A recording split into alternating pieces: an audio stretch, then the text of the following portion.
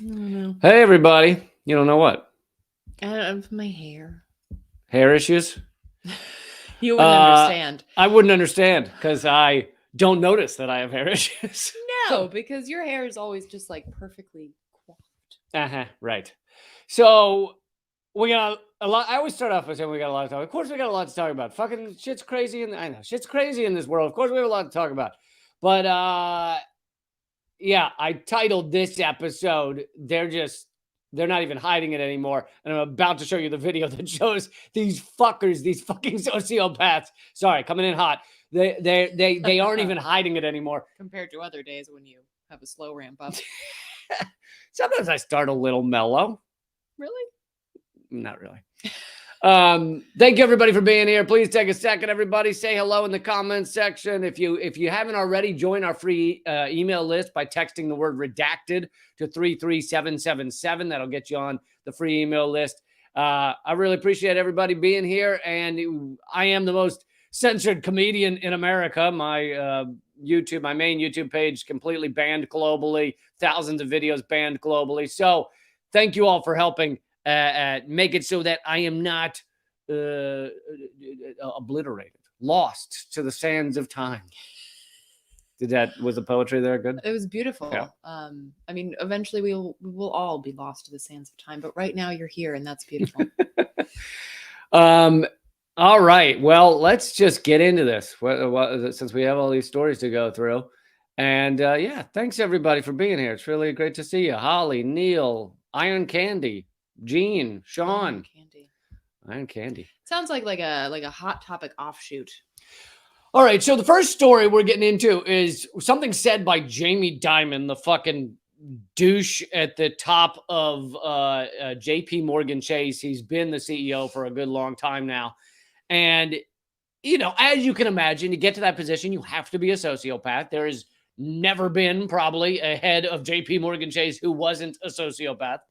Now, he was being questioned, as were some of the other big bank higher ups.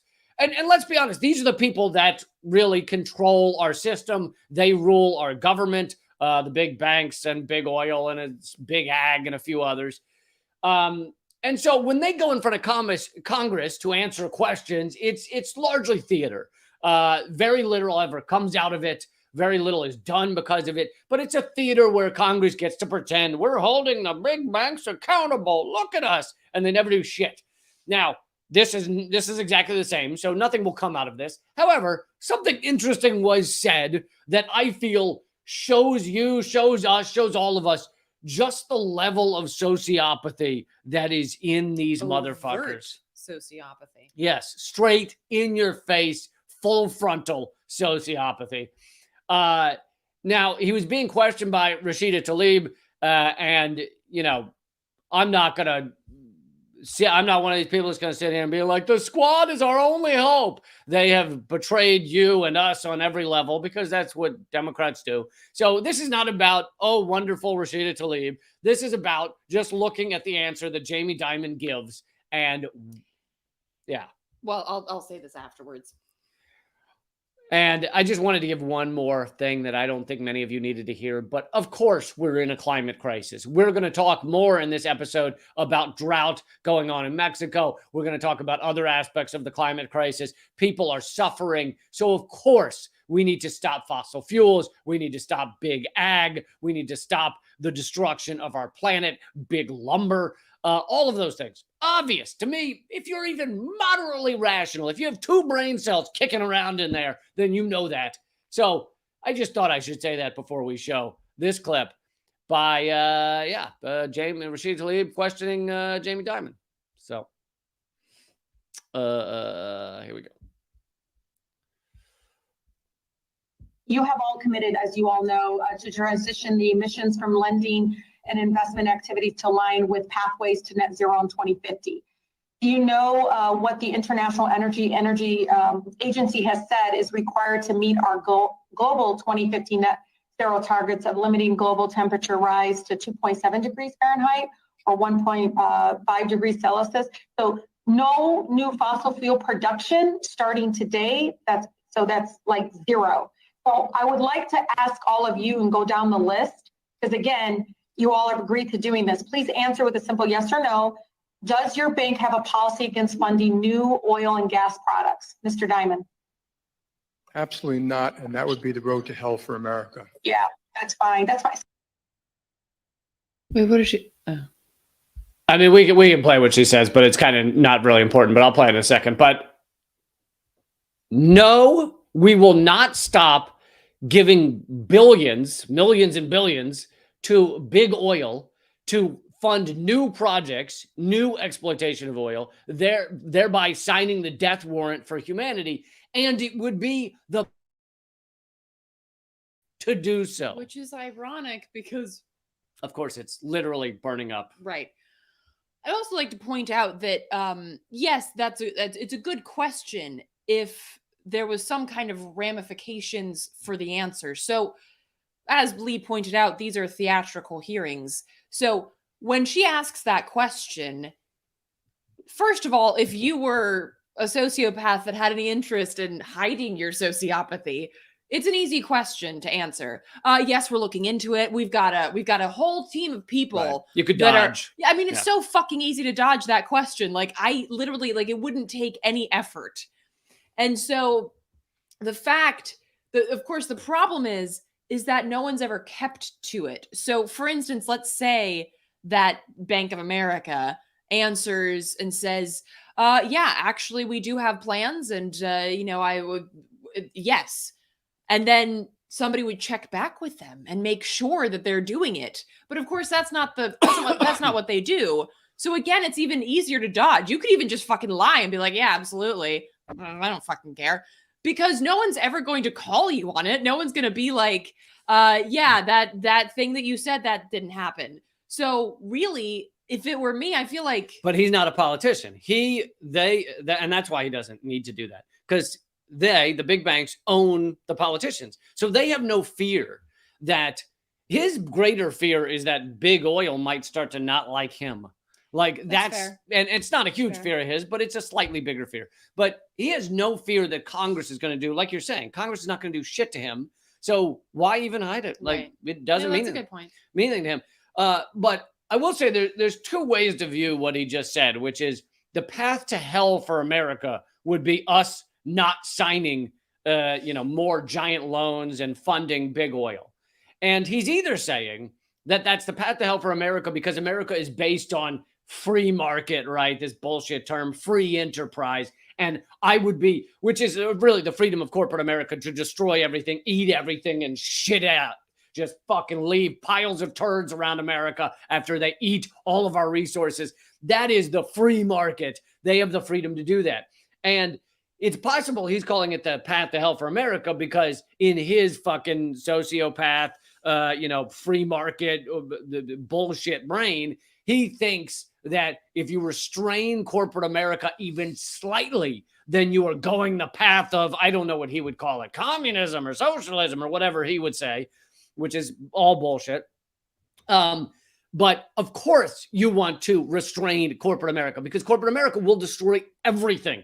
Now, we now live in an advanced capitalist, late stage capitalist, advanced empire where the corporate state owns the government. It is inverted totalitarian structure. So Jamie Dimon and JP Morgan Chase actually own Congress. It's the reverse of the situation it should be. We, the citizens, should have a system where we would, if you were going to have corporations, which I don't think they should exist, but if you were going to have them, we should restrain the corporations. Instead, it's the reverse. They restrain Congress. They tell Congress what to do.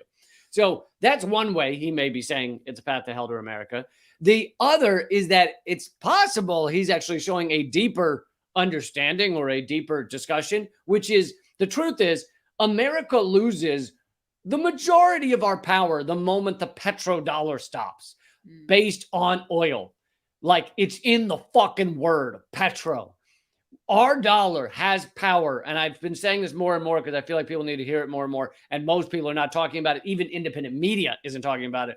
But our dollar has massive power because all of the petroleum, and now Russia's changing that, but all of the petroleum is sold in dollars. So therefore, that makes the dollar sought after. That makes the dollar powerful. It means that America can print all the money we want and the dollar still has power, meaning we can spend $1 trillion a year on our military, our death machine, and still the dollar has power. The moment that stops, the moment either we move off petroleum or OPEC stops selling it in dollars, the US dollar loses a lot of its buying power, maybe a crazy amount. And so he could be saying it's the path to hell for America because God forbid we get off the petrodollar. Now, of course, you and I understand that if we don't get off the petrodollar, all is lost. Like if we keep exploiting, using big oil, using petroleum, we all die. And we're going to talk more about the climate crisis in a few minutes. But so we understand the true path to hell is staying on the petrodollar. He views it as the opposite. So I think those are, I don't know which of those two ways he means it, but. Well, I don't know that. I mean, it doesn't matter. Yeah, I mean, it's an interesting conversation, but I don't know that it really matters because it's very clear that either way, it's horrific.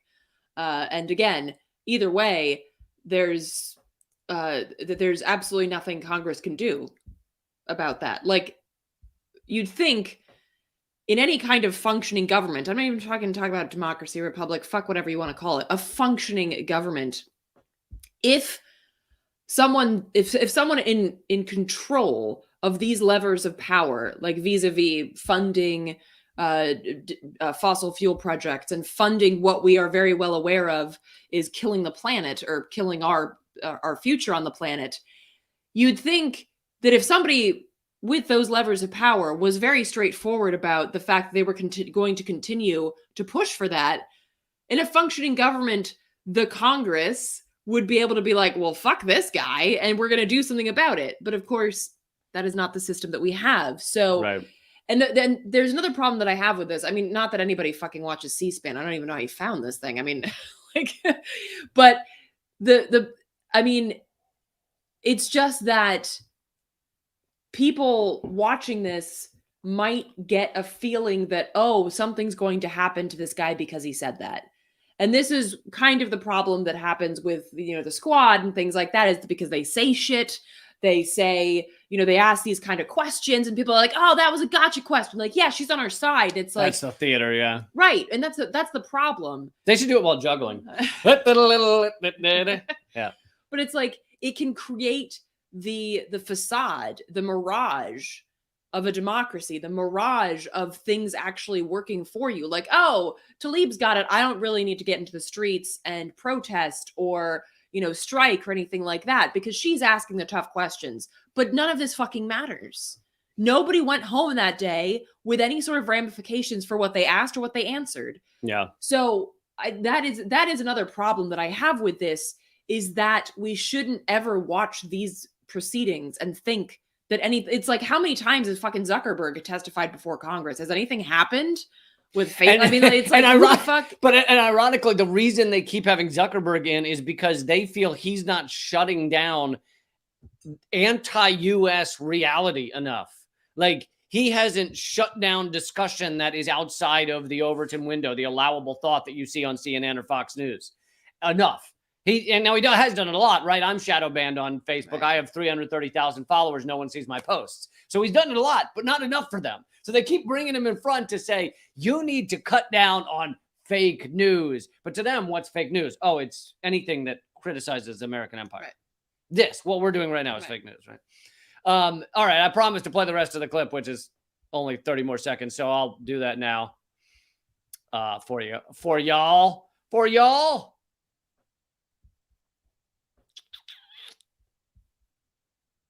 Because again, you all have agreed to doing this. Please answer with a simple yes or no.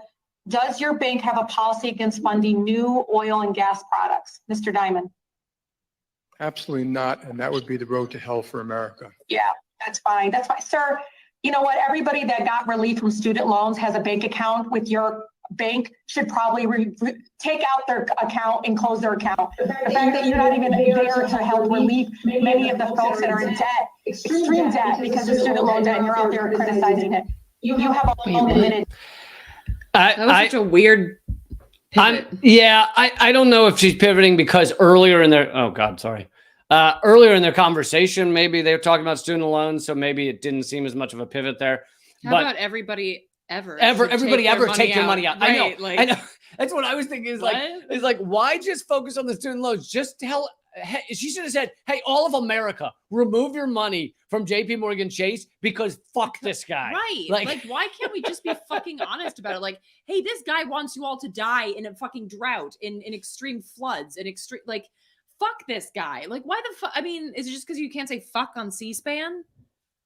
I don't know if you can or not, but no, it's because she, even if she's not funded, probably the reason she's willing to even ask a question like this, she's probably not funded by JP Morgan Chase, but she is funded by, various other banks, maybe smaller banks. She's funded by some of these corporate entities. And if she were to say to one of the largest banks in the country, fucking everybody in America, take your money out of JP Morgan Chase, not only would probably these other entities withdraw their funding of her campaigns, but then Chase may actually devote themselves to funding her opponents. So even if a certain politician is not funded by insert, fill in the blank, big banks, big ag, whatever, if they were to really go full frontal against this large entity, big oil, if they were to spend every day saying, fuck big oil, fucking destroy them, big oil would then spend all of their money, which is all of the money in the world, to fund their opponent in the next primary and destroy that person. So they go easy even if they're not funded by these people. Right. So, and by the way, we're going to, right at the end of this episode today, I'm going to play the new episode of The Most Censored News. That's my other show. It's about 9 minutes long, and it's about how big oil actually gets subsidized by government money to the tune of $11 million a minute. A minute. So that's what we'll play at the end of today's episode. Do you have anything to add for next topic? I just found out that she's funded by Apple. That's interesting.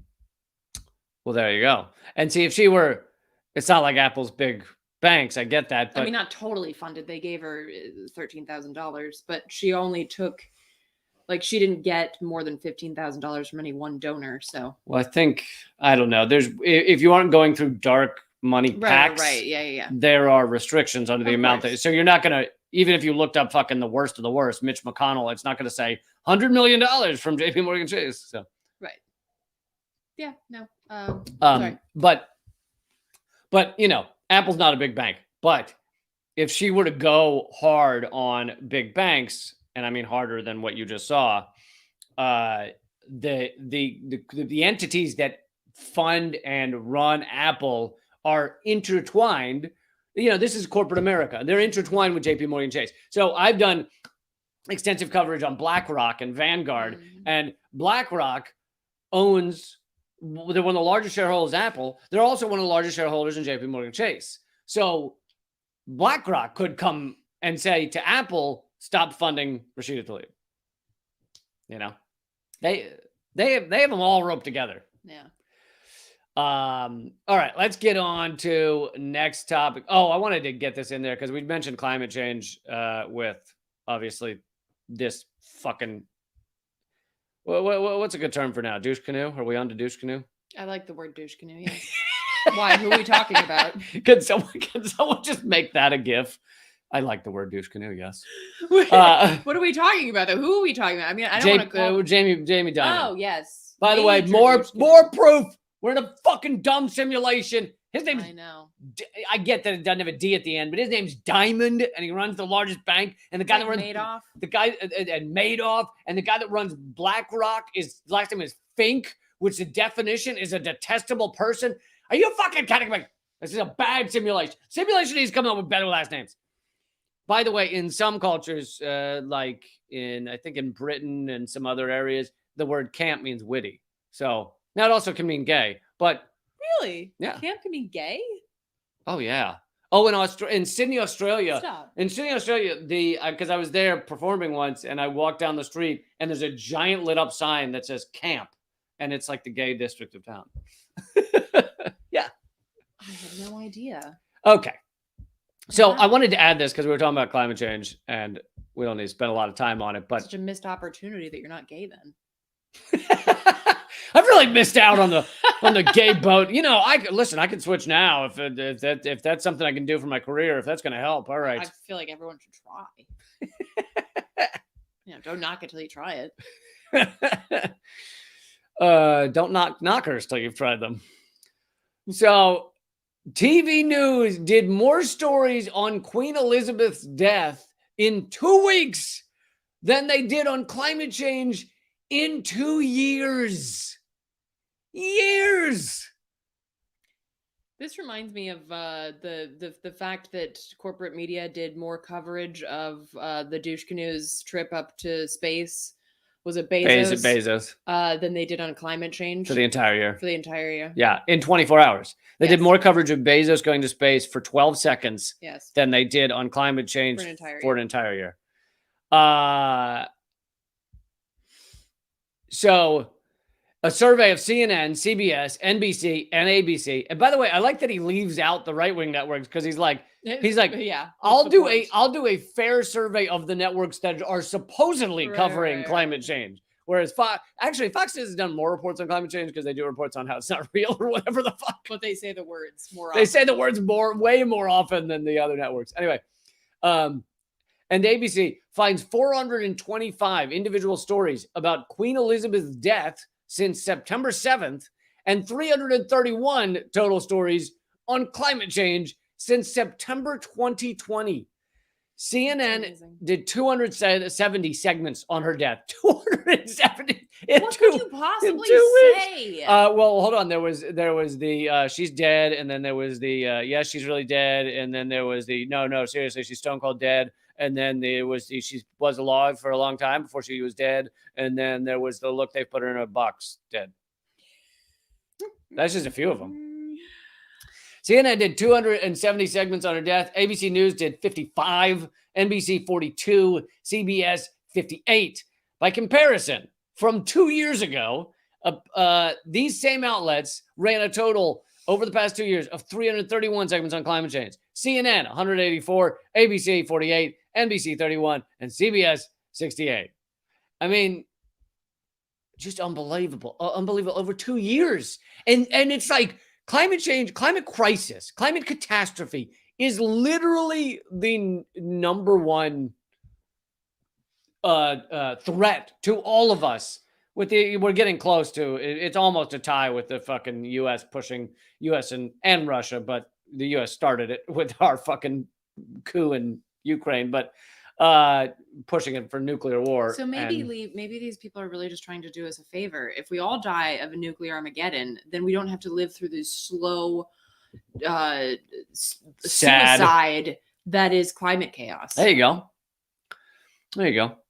I know. I did a segment a few weeks ago on how everybody likes to talk about what's going to end humanity, like what's the end going to look like, and What do you have, like an over under? Like, do you have a pool going at your office? I have a couple of pools going, yeah, and on my fantasy death team, and you know, people are like, oh, it'll be nuclear weapons, it'll be an asteroid. And I'm like, no, it's fucking idiocy. Fucking dummies are killing us. It is so clearly fucking idiocy will be the end of us. Yeah, you know, I think part of that is also adaptability. And I think what's totally beautiful in a very morbid way is that we have survived this long as human beings because of our ability to adapt to different situations. So our ability to work together and our ability to shift in different, not only climates, but different ecosystems and all of this shit. And now what's killing us is our ability to adapt to ever more frightening and fucked up realities under capitalism and its accompaniment of climate chaos. Like the fact that we just accept these things over and over and over again. And it's so fucking dark. Yeah. And then those of us talking about it have our YouTube channels banned globally. Yeah. So here we are.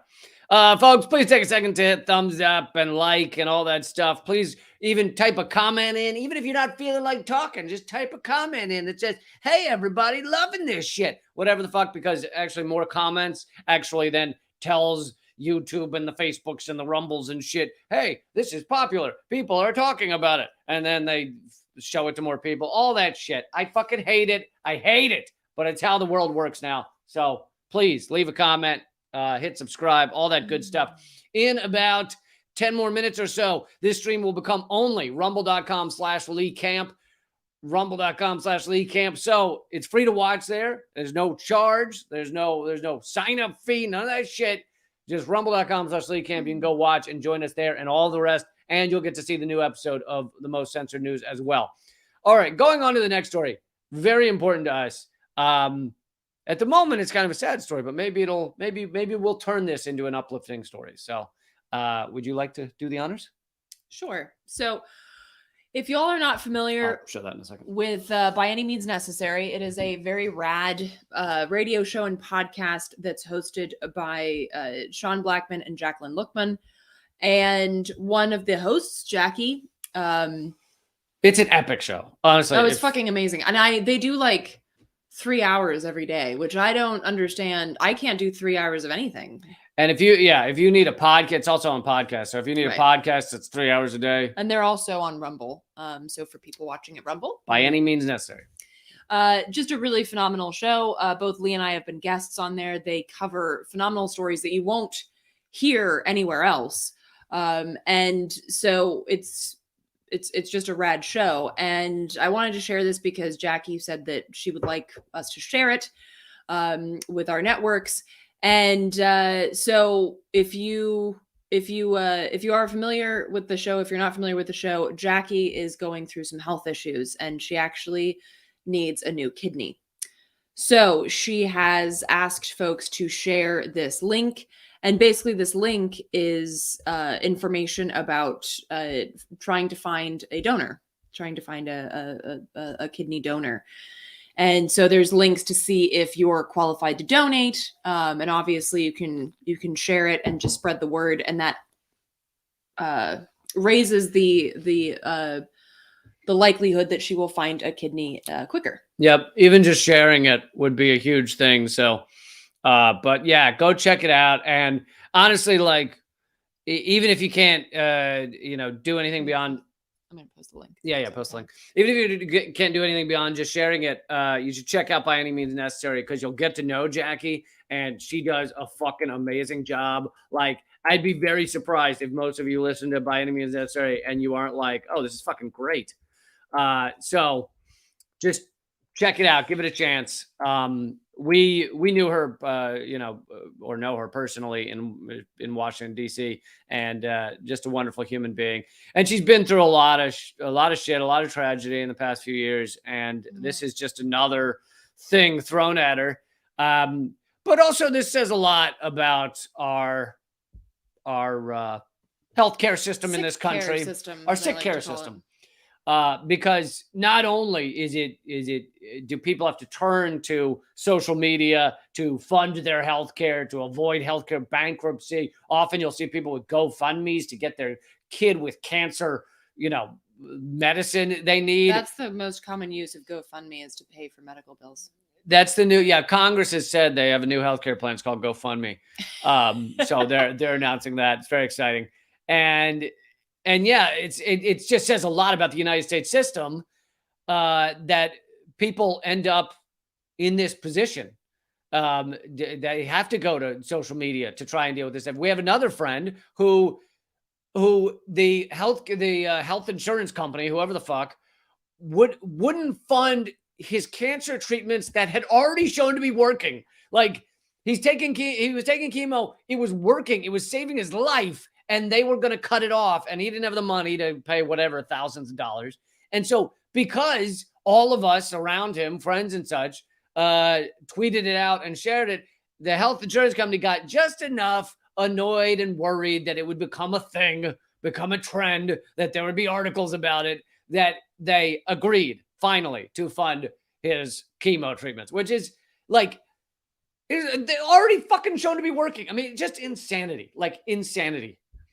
Well, and even if it it's insurance is the only thing that you are consistently like you are mandated. You have to fucking pay for it.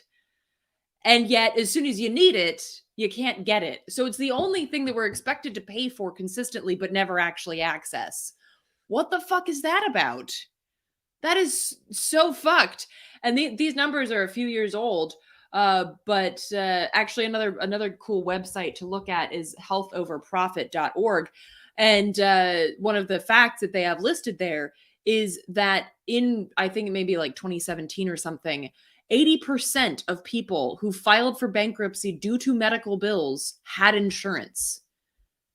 Yep. And So what the fuck is insurance doing? Yep. And 50% of everybody who gets cancer will lose their entire life savings. Yeah. Survive or don't survive. 50%, over 50% will lose their entire life savings, whether they had insurance, whether they didn't have insurance, won't fucking matter.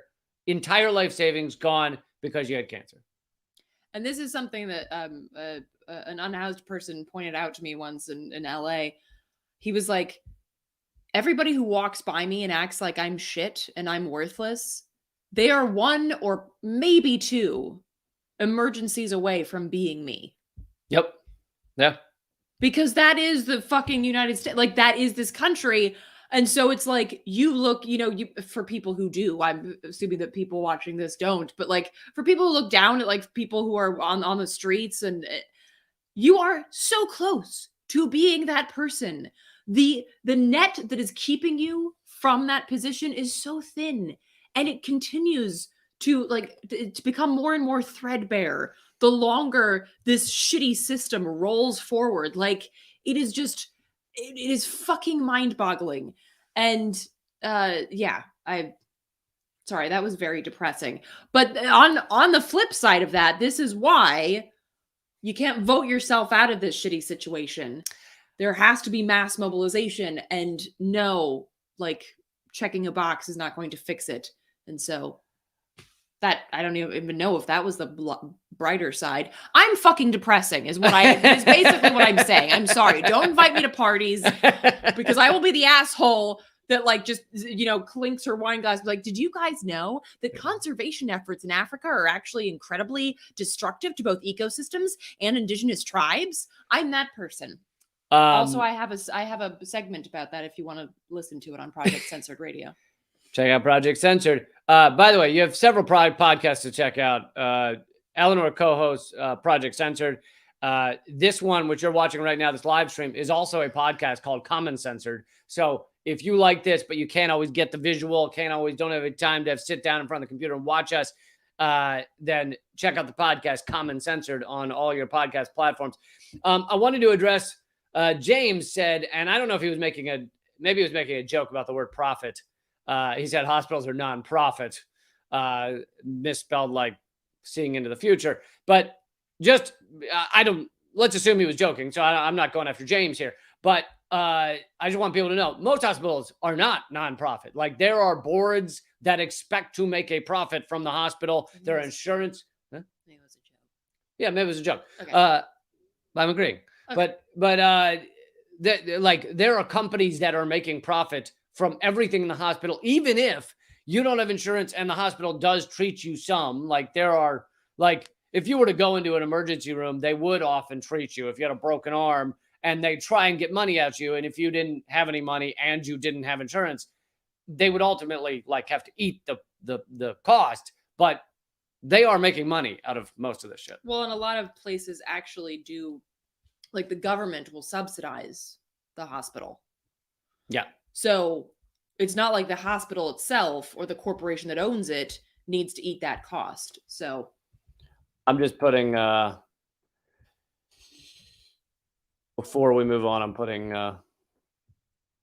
Becky Lukemon's link in here one more time. It says Jacques. Oh, sorry. Jacques is not someone who needs a kidney. I don't think. Oh, that's why I did it wrong. Because if you call her Jacqueline, her full name, you cut off the ending. It's Jacques.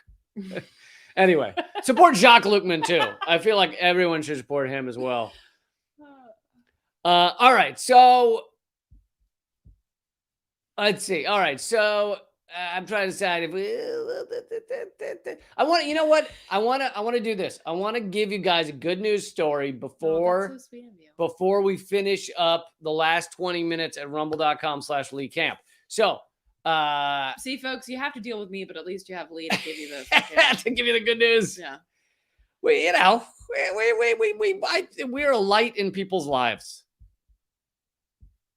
Nothing from No you. one has ever said that to me. I realize I've gotten compliments before, but no one has ever said that to me. Did you say compliments? Do you get compliments? You know what?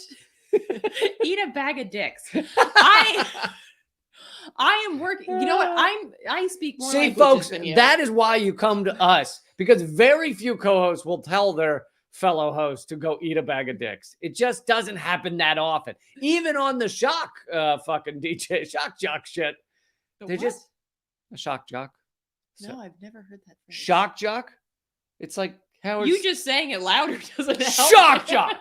Shock jock. I'm doing the thing like when someone doesn't speak your language. Right. How do I get Like to the they're airport? not deaf. They just don't speak your language. Yeah, like Howard Stern's a shock jock. That's what you call someone who's a douche canoe on the radio? Okay, we're using douche canoe too much. We No. gotta move on. I've only used it twice. How about I've only used it twice. Come on. how about a twice over the course of an hour? I feel like I how, have a how right. about how about a dick tricycle? Does that mean it's a tricycle made out of a dick, or it's a dick on a tricycle?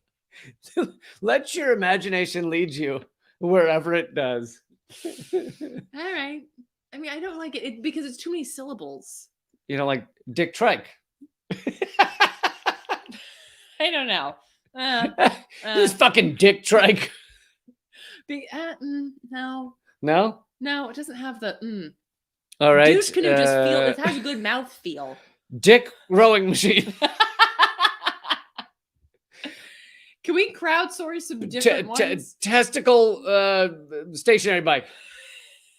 So it has to be a genitalia and then a mode of transportation. Is that what I'm understanding here? Well, yeah, but douche canoe is not genitalia, so I guess you could get more creative. No, with that's it. true, but it has to do with genitalia. Yeah. Oh, yeah. So, like, It's got to be related. so how about like a? It's got to be dick or vag adjacent. How about Absolutely. How about how about a tampon scooter? Tampon scooter. That sounds like that's someone's job.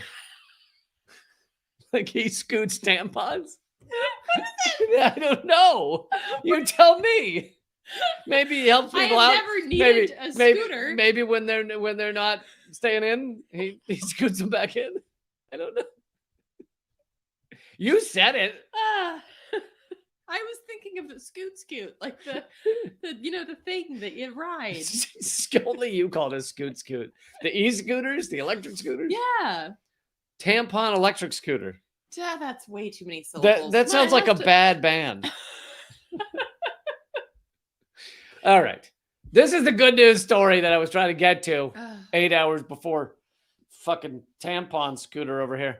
I've looking in the chat. I think people are appreciating tampon scooter more than dick tricycle. How about poop scooter? That's not anything to do with genitalia.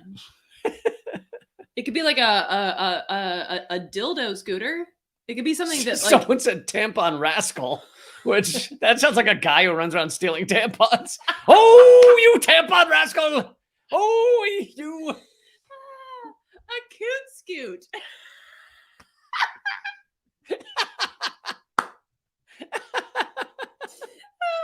That's awesome. It shouldn't be a cooch scoot. Cooch. Yes, that's true. Cooch scooch. Cooch. Cooch scoot. Now, an electric cooch scoot, you do not want to get involved in those. Those are awful. A testicle toboggan. All right, I'm sorry. These are brilliant. It's so seasonal. Hold on. First of all, I have to remove this story, which clearly we're not addressing. And now I need to highlight all of these. Gooch razor? Wait, you missed where's the testicle toboggan? I don't know. It's up. This person just wrote even more depressing. Wait, is the testicle toboggan? Oh, okay. Cooter scooter. There you go. Is it? A beaver bicycle. No? I like beaver bicycle, but that sounds like something for like the animal. Could you teach a beaver how to ride a bike? We're talking about the animal or we're talking about vaginas? Well, vaginas don't really. Well. Okay, this guy is pictured with guns and he says he's the prostate patrol. So, Ow, I'm glad I don't know All about right. a prostate exam. I don't know if we're gaining viewers or losing them, but let's move on. I just want everyone to know that you've brought some wonderful light into my life. You know, they say every time that you laugh really hard, you live a few extra minutes longer. So you just elongated my life, everyone. Thank you for doing that.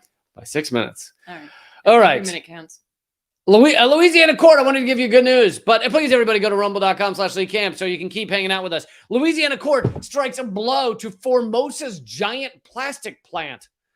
And in Louisiana, a years-long battle to stop the chemical company Formosa from building a massive petrochemical complex along the Mississippi River in southern Louisiana swung in favor of residents on Wednesday when a state district judge withdrew the air permits that the company needs to operate. The Taiwan-based, and I love that because, you know, Taiwan is part of China. Both the Taiwan government and the Chinese government say it's part of China, along with almost every country on the planet say it's part of China. So this is a China company that is about to dump all kinds of pollution onto Louisiana residents. And here's the thing, is I'm not anti-China the way that other people are, because I think most of it is our propaganda.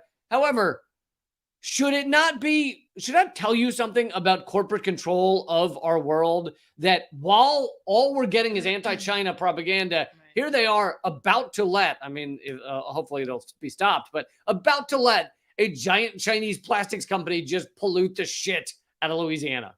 Anyway, Taiwan-based chemical giant first announced its plan to build the $9.4 billion petrochemical complex. Sure, there'll be no pollution. It's all clean. No pollution there. On a sprawling 2,400-acre site in St. James Parish in 2018. If approved, the so-called, are you ready for the name? Do you want to try and guess the name of the project? Oh God, are we going back to names? Just one guess of the name of the project. Clean Air Louisiana. You're actually very close. Yeah, I figured. The Sunshine Project. Shut your face. Okay, yeah. Would have been one of the largest and most expensive industrial projects in the state's history. Which is saying something, because Louisiana has a very long, dude, they're the worst, disgusting history. The worst. And Governor John Bell Edwards celebrated it as a boon to jobs. Would you like to guess what party John Bell Edwards is? I already know. Just because you assume it, or you know? No, because I've worked in Louisiana. He's a Democrat. Yeah. So fucking Democrat. I know my Louisiana shit, okay? I'm okay. First of all, if you knew Louisiana, then you know it's Louisiana. Louisiana. Louisiana. Yeah. And Nolens. Which I like that because it's also, I feel like, a way to say no to something. You want to come to this barbecue with all these people you don't like? Nolens. Nolens. He celebrated as a boon for economic development that would bring 1,200 new jobs to the region. 1,200. Yeah. Think of how tiny that is, considering the number of people in Louisiana, and now they're going to fucking kill them all with petrochemicals. But the project encountered swift opposition from the local community. St. James is perched on a bend of the lower Mississippi River in a region known as Cancer Alley. And actually, for its concentration of plants that spew cancer-causing chemicals. St. James Parish is predominantly Black. I don't know if they mentioned that in this article. Is majority Black. And a few years ago, when we were fighting the Bayou Bridge pipeline, which is the tail end of the Dakota Access Pipeline, there was a push to obviously there was a push to stop the pipeline, but there was a push just to give residents of St. James an evacuation route if there were something to happen, which it always does. If something were to happen with the project, that it was going to explode, it was leaking, there was a huge environmental disaster, because that always fucking happens. They were like, if we can't stop this, the least you could fucking do for this community is give them an evacuation route. And the pipeline company was like, no, we don't fucking care. So not only are these parishes like St. James, which is kind of like it, like in the heart of Cancer Alley, not only are they subjected to these horrific chemicals, but they're also not even fucking given a way out. Like they can't fucking escape. So again, like when we talk about sacrifice zones, when we talk about like the connection between the way that Black communities are treated now and how that relates to slavery, the like it is grotesque and horrific to think that just like during the days of slavery and throughout up until today, there is no escape for a lot of these people. And I'm not talking about like theoretically like, oh, you can't escape the situation that you were born into, like poverty. No, like I literally mean that if a pipeline were to burst, you don't have an evacuation route because the pipeline company doesn't give a flying fuck about you. And so this is the lived reality of residents in places like St. James Parish. And so this is, I think that that context is also important for understanding the continued fight against these projects. Like they never get any fucking time to sit back because there's always another one of these projects. I mean, obviously this one is particularly large, but there's always another project, whether it be a brand new project or things like, oh, we're bringing it up to date, which means that they're installing new systems, they're widening pipelines, like this kind of shit. So that context I think is important.